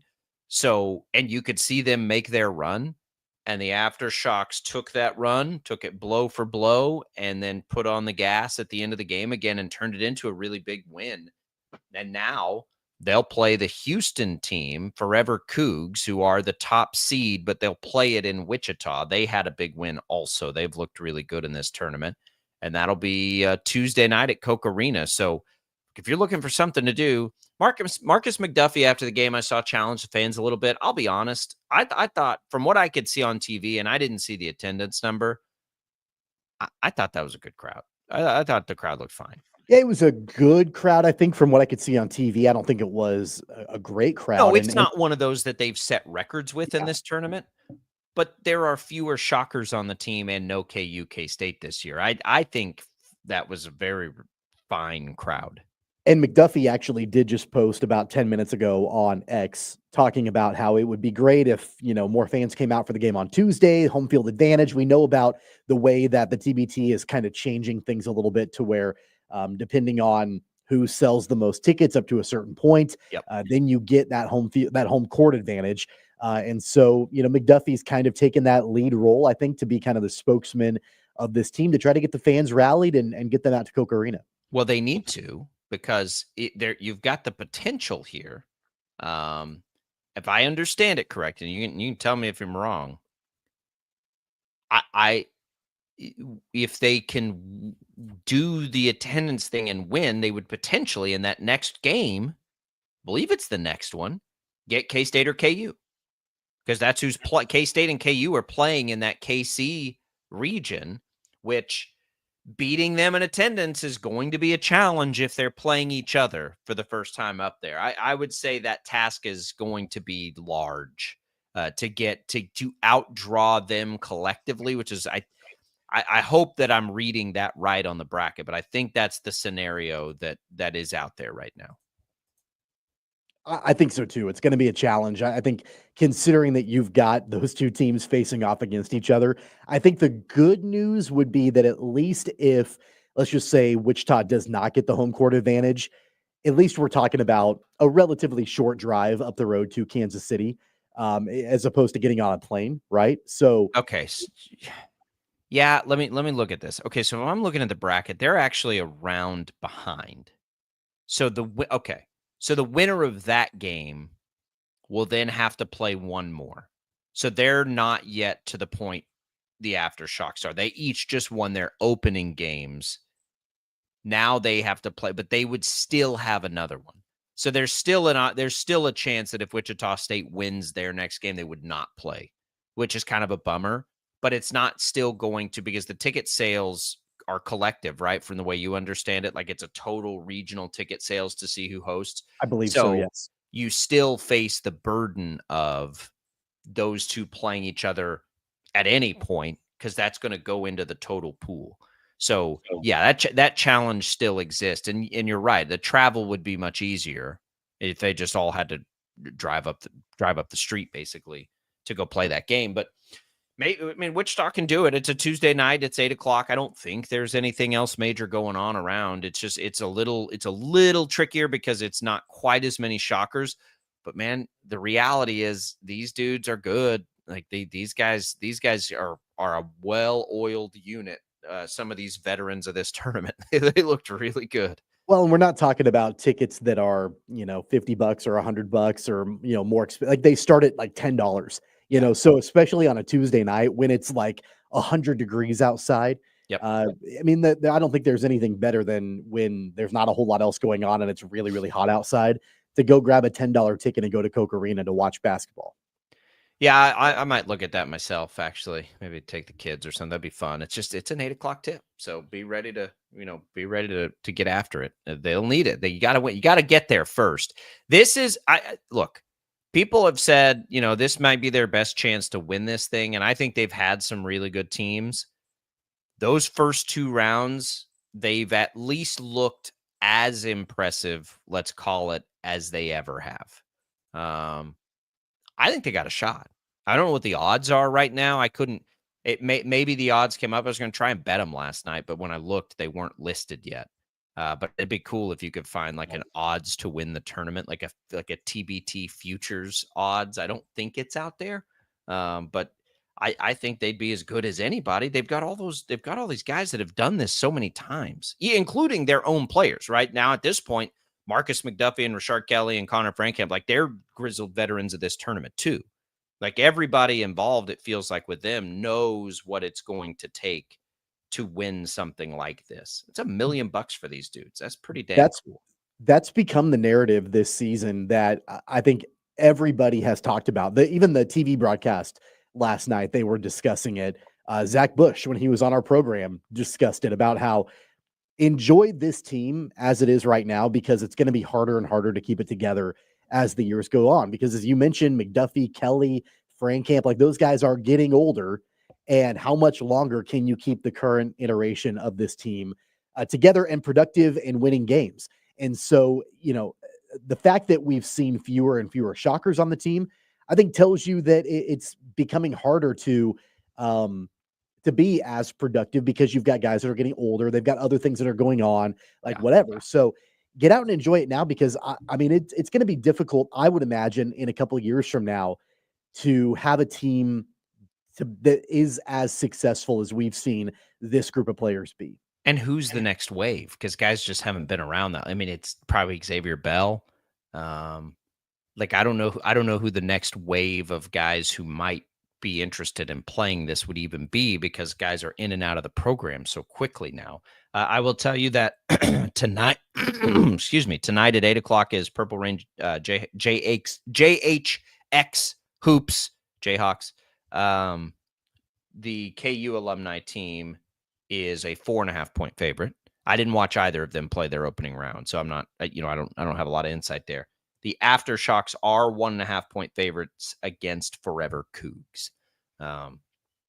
So for what that's worth, the Aftershocks are a slight home favorite, nominal, if you wanted to take it. Maybe we will tomorrow. We'll look into that. But it was good. All right, the other big event, the Open Championship, the British Open. Tommy, Scotty Scheffler gets the win.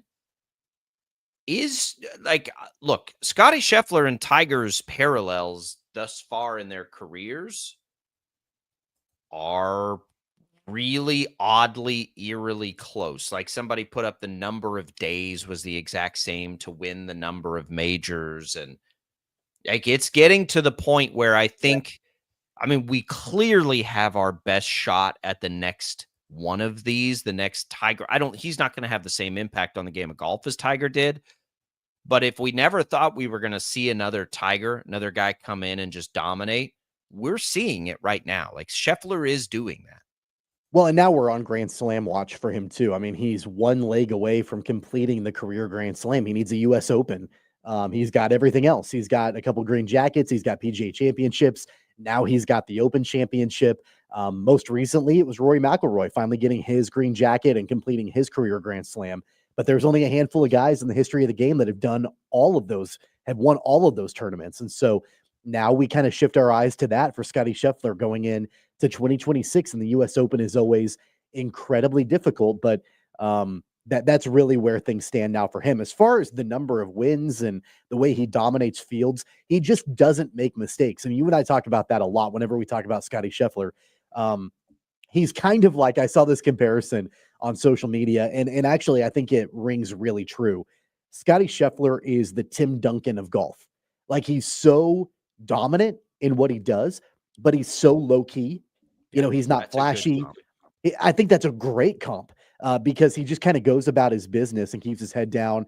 You know, it was interesting that he made the comments before the tournament about how, you know, winning is not all that fulfilling for him and everything. And then he goes out and blows away the field.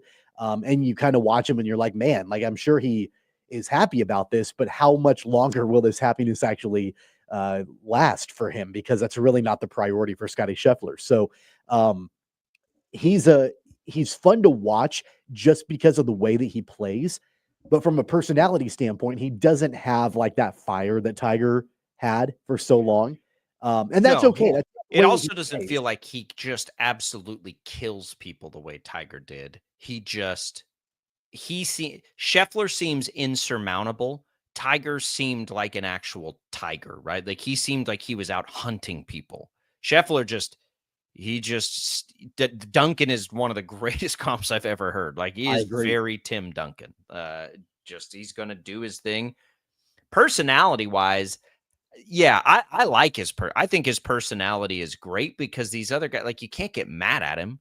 Like, Tiger was demonstrative. You could get mad at Tiger. That was fine. Like, Scheffler's just out there doing his thing, man. It's yeah. There was a moment, I think it was on Saturday, and I was watching the coverage, and he had the lead going into the weekend, and you're thinking like, yeah, there's no way he's going to give this up because that's just what he does. And he played pretty well. And then I think it was like, I don't know, I might be getting this wrong, but hole number 7, hole number 8, something like that. And he hit a really terrible iron shot into the thick stuff.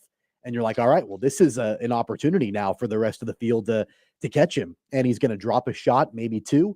He didn't. He was able to chip up onto the green and make the putt for par.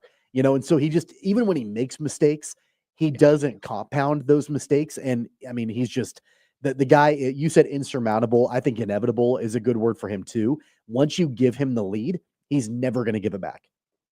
What is it about his game? Because I don't pay close enough attention. Because he doesn't have the most distance or anything off the tee, does he? Like, I don't. No, he's not the longest in the world. He's not a Bryson DeChambeau, you know, or anybody like that. He doesn't take unnecessary risks. He's not going after pins. He's not, you know, he's just like, get it on the green and, you know, like, minimize the mistakes that you make. Is he a great putter? Because he's still got to score these holes. He's a good putter. He's an all-around great player. Like, there's really not anything, at least from what I can tell about him, that is head and shoulders better, like one area of the game. It's just everything is locked in. And then he never makes the mistake, right? Correct. Like, Correct. You got to be, I mean, you can't put up the big numbers if you're not the best at something, I can't imagine. But it's that combined with the fact that it's a running joke that when, you know, amateurs like you and I go out and play golf, like, oh, fairways and greens like that. Yeah. But that's really truly like the case. Like, if you can keep it in the fairway and you can hit your green, then you're not making mistakes and you're going to score. And avoid 4 putts. And avoiding 4 putts is probably pretty important when you're talking about my game. Yeah. My game's gotten so much better everywhere else, and then I 4 putt. Yeah, like, I got to tell you though, like, coming out of that Open Championship win for Scottie Scheffler, it gets me that much more excited for the Ryder Cup because you're going to have obviously Scottie anchoring the team. Keegan Bradley said today Bryson DeChambeau is going to be on the team. Like, it's going to be a lot of fun, I think, for the Ryder Cup. Heck yeah, with Gary Woodland as a coach. Yeah. You know, for our local tie, that's the other thing. That's really cool. But yeah, he gets it done again. He wasn't even worth betting. What did we joke about Friday when he was like 5 strokes off the lead? You could get him at 2-1 to win the dang thing. I mean, that ain't good, right? You're never gonna get good odds on Scottie Scheffler. Just not the way it's gonna work. Yeah, man. All right. Elsewhere, headlines around the sports world. I think I said earlier the Lions lose an offensive lineman. They lose a defensive lineman.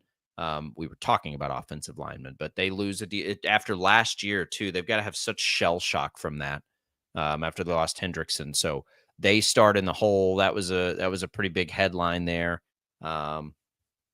We just look around.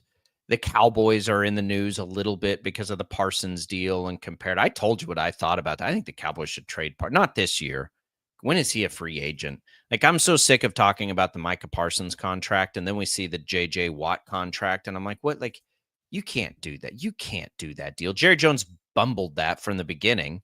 He's not a free agent. He's got an option this year. He's making $24 million, and then he's a free agent next year. I think you'd have to if you're going to trade him, you'd have to trade him right now. I haven't heard that as a possibility, but I would do it if I was Dallas. I would do it. Like, if you don't, you really are all in for this year. What's the most likely scenario? They're not. I don't think they're going to trade him. Whether or not they should, that's a different debate. But they're not going to trade him. I think that the most likely is that he'll get paid. I think he's going to walk in free agency because Jerry's not going to write him that big of a check.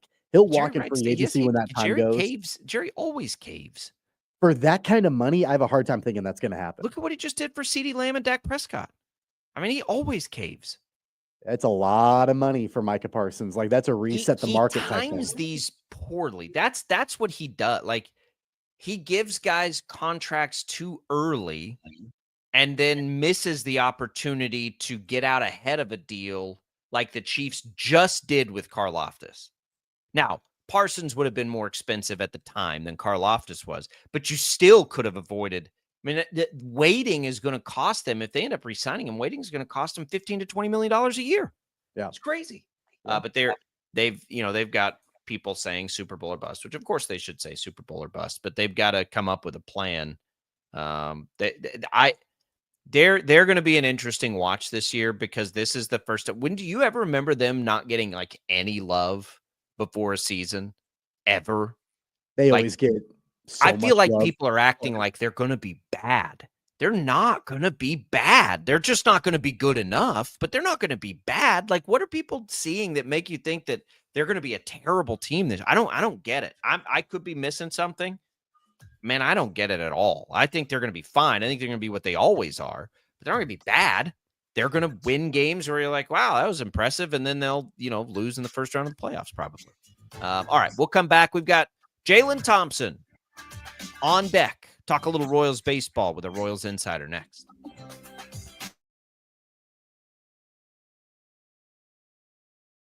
Lightning, hail, tornadoes, flooding. It's the worst of severe weather, and it's coming.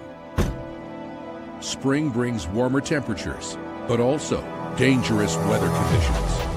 Stay up to date day or night with the Storm Team 12 weather app. You'll get accurate forecasts, so you can plan ahead and stay safe, no matter the weather. Download the Storm Team 12 weather app, brought to you by Stutzman's Greenhouse. The future of television has arrived. Next Gen TV is here with stunning video, movie theater quality sound, enhanced voice clarity, and interactive features, all upgradable for the future. Learn more at watchnextgentv.com. Sometimes people tell us, I don't get it, it's just tea. But let me tell you, we are so much more than just tea. With 20 plus flavors of sweet and unsweet iced tea, the possibilities are endless. Come on in and try them all for free to find your favorite or get us on the go for your busy lifestyle. And don't miss happy hour every day. So the next time someone tells you it's just tea, tell them to come by and find out why we say, drink tea, be happy. They're not just the canvas of our imagination. They tell a story. Clouds affect the events of your day. Sometimes they growl, sometimes they inspire, but they're always the messengers of nature's mood written in the sky. Storm Team 12 understands the language of clouds. We're dedicated to decoding their message so you know what to expect. Behind every cloud, there is a story waiting to be told. Trust Ross Jansen and Storm Team 12, alerting you first to the impact on your life. Jim Rome here, lighting up your afternoons on The Jim Rome Show. Catch me starting at 2 on Wichita's #1 sports radio, Kansas fan headquarters, 97.5 and 1240 KFH.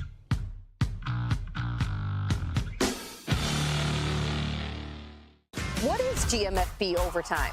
It's Peter, Jamie, Kyle, and Akbar breaking down the NFL 5 days a week. It's okay to be excited. It's this, that, and a whole lot of It's football for everyone. Weekdays at 10 a.m. on KSCW. Odyssey is one of the most influential audio and entertainment brands in the nation. You already know Odyssey's iconic local radio brands in Wichita. But did you know Odyssey has the country's best collection of music, news, and sports brands? Odyssey is also a premium podcast creator, major event producer, and digital innovator. Odyssey brings people together across the country and right here in Wichita. Odyssey also delivers meaningful radio and digital audio results. Find out our story and impact at odysseyinc.com/Wichita. Make yourself known now. 8310 in traffic pursuit. Oh my God, here. Investigate TV Plus begins with real people.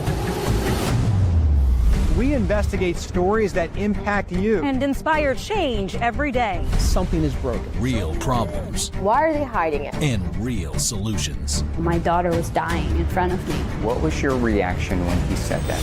Investigate TV Plus, weekdays at 3:30 p.m. on KWCH.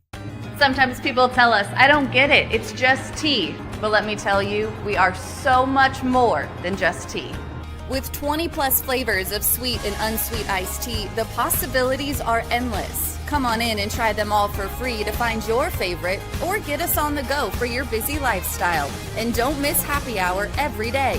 So the next time someone tells you it's just tea, tell them to come by and find out why we say drink tea, be happy. Mornings are busy. We're here to make your mornings better. We report the stories that affect you. 3 more hospitalized from contaminated apple juice just a day after the FDA issued a recall. We're here to make your mornings better. Closing east and westbound lanes of K96 for repairs. With 12 News, you're prepared for your whole day. Scattered thunderstorms across the state into the afternoon. Stay a step ahead with 12 News this morning on KWCH and KSCW.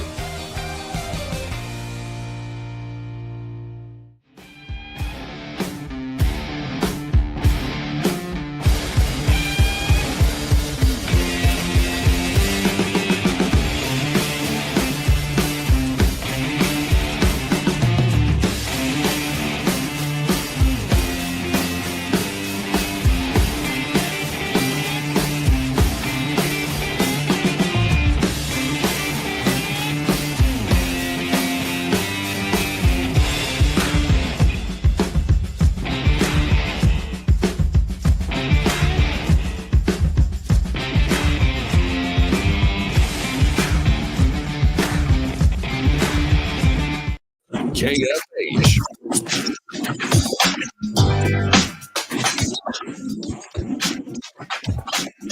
And now, digging deeper with the teams you follow, it's another Sports Daily Insider interview on KFH. All right, welcome back, everybody. We are joined by our Royals insider, Jalen Thompson, here on the program on this Monday for our weekly Royals Chat. Jalen, it was a weekend for the Royals in Miami where they put 3 games to the Marlins. But really, I think there are some positives to take away. In 2 of those 3 games, the Bats came alive, but there were definitely some issues with that end of that bullpen. What were your major takeaways from the weekend series against the Marlins? I think that they had to win on Sunday to really generate any positive momentum coming out of the All-Star break, because you just can't come out of the All-Star break and lose 2 games against the Miami Marlins. That just can't happen, right? If you're trying to make a postseason run. And for them to win on Sunday is a good sign for them going into this series this week against the Chicago Cubs at Wrigley Field. 2 night games and a day game. It's pretty rare to have night games at Wrigley. So for them, this is a big stage, playing against a team that has one of the best records in the league to really showcase what are they going to do? Who are they going to be?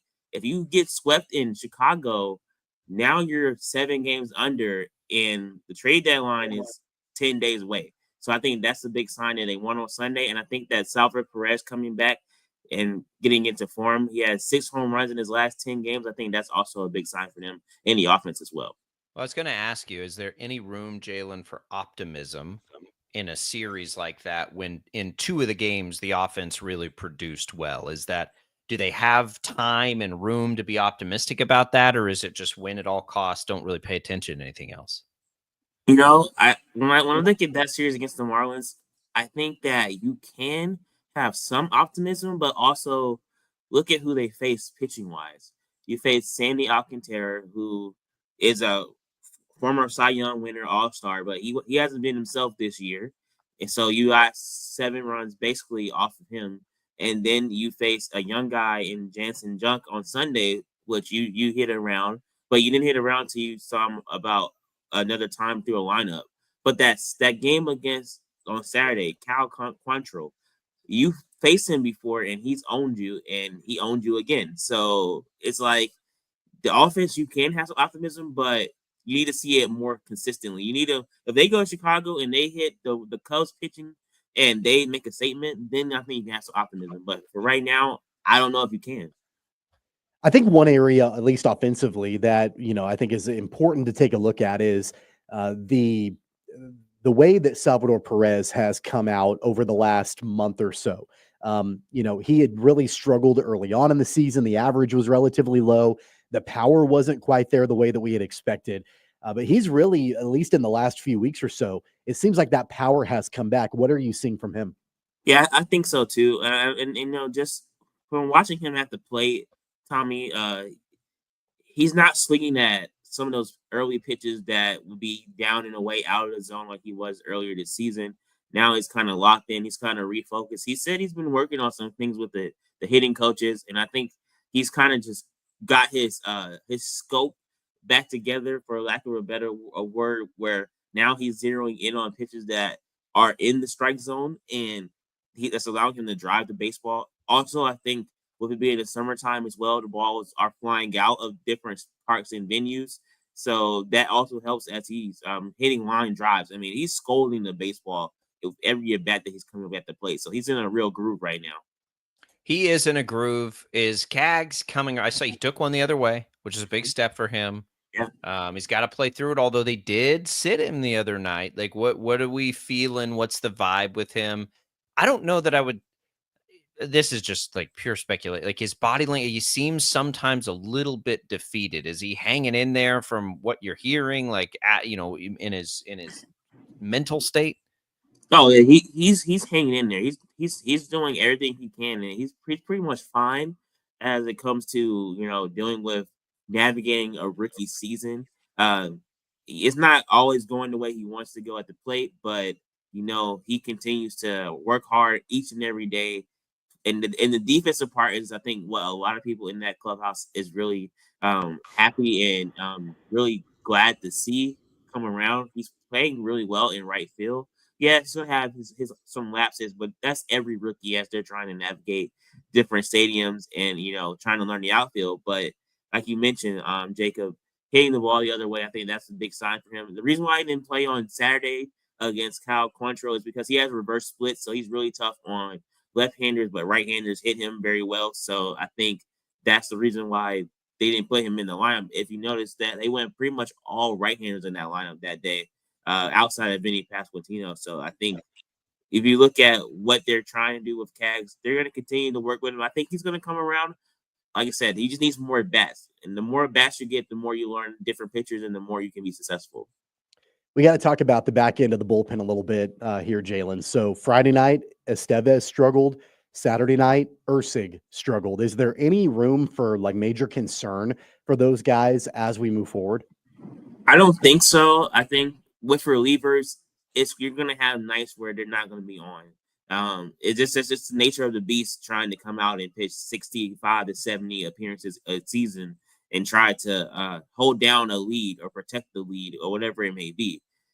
The Royals have to score runs. If they score runs, then you can sustain and absorb those nights where they maybe aren't at their sharpest. But the Royals bullpen always comes into games where the margin is so razor thin it's so airtight that they have to really be on and be perfect for every pitch, and that's just not going to happen each and every time out.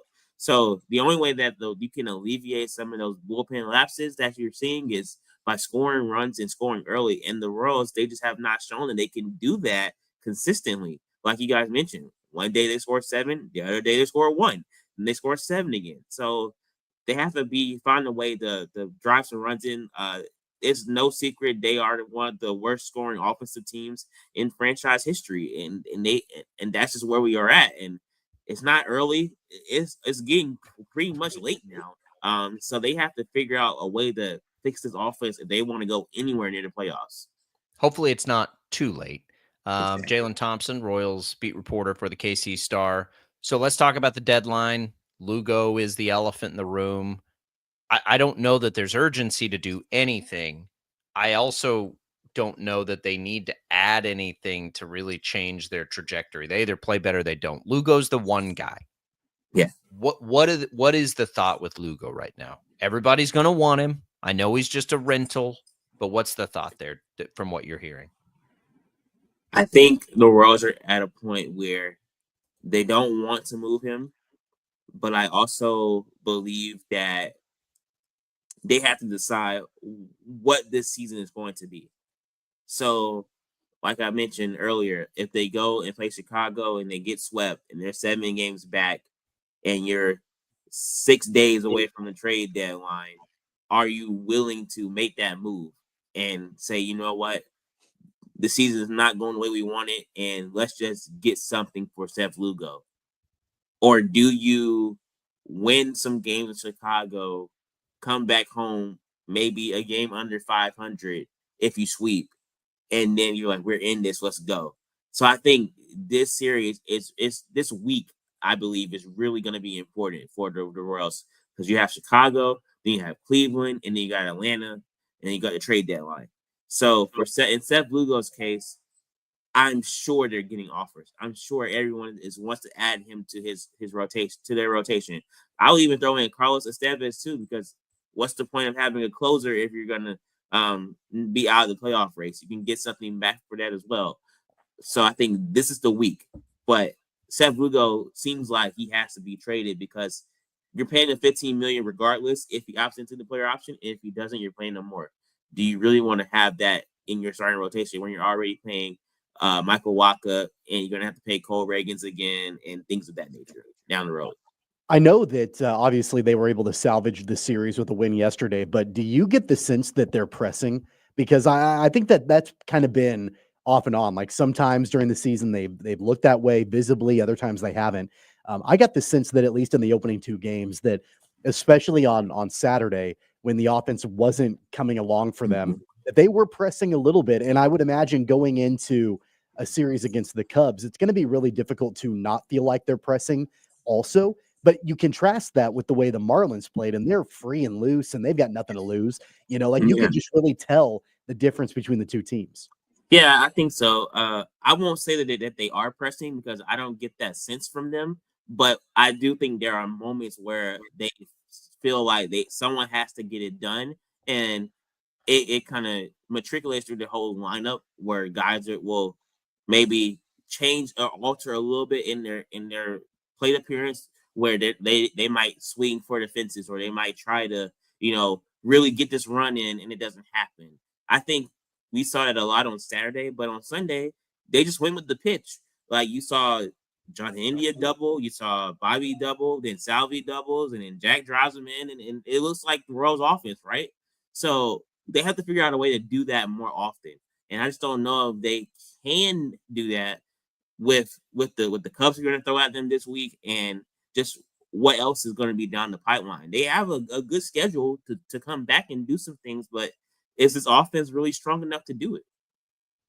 We'll find out. 2 games in that series, they scored runs. They didn't win them both. Pre-game coverage begins here tonight at 7 o'clock of Royals Cubs. An interesting series. I got kind of excited about getting the Cubs in. I haven't seen a lot of this Cubs team that's so good.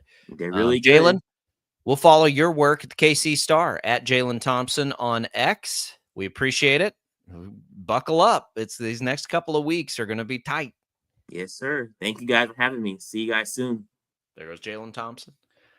Cubs are good, Tommy. Cubs are real good. They're going to have to score. I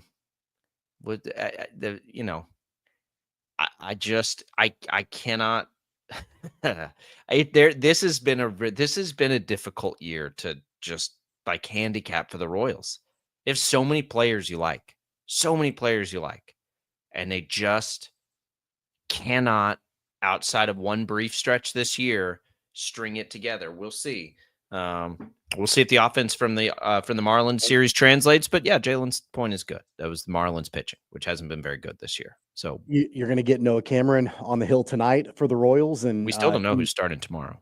Yeah, I mean, we don't know what kind of run support Noah Cameron's going to get either. That's been the name of the game for him in his rookie season, pitching really, really well, getting very little run support. So hopefully that changes tonight. That's been the thing for like all of them, but especially Noah Cameron. I'm excited for these games. I really am. Like they're fun to lock into, but man, are they intense when they're not winning, right? Like they're maddening. They're frustrating. It's just like an anxiety level with sports. Like, come on, just score some runs. It just gets there. But Salvi will help. Look, it's been a fine year. Not good enough yet. Hopefully it can get there, and we'll just follow along here. I still, no matter what happens over these next couple of weeks, they are, they're still going to have another month to play, really 2 months to play. And as tight as things are, you just never know. So I just don't want Royals fans to like lose hope, because this whole thing could turn upside down over the course of 3 weeks. But for lots of teams, not just the Royals. We'll come back. We got more Sports Daily. Don't go away.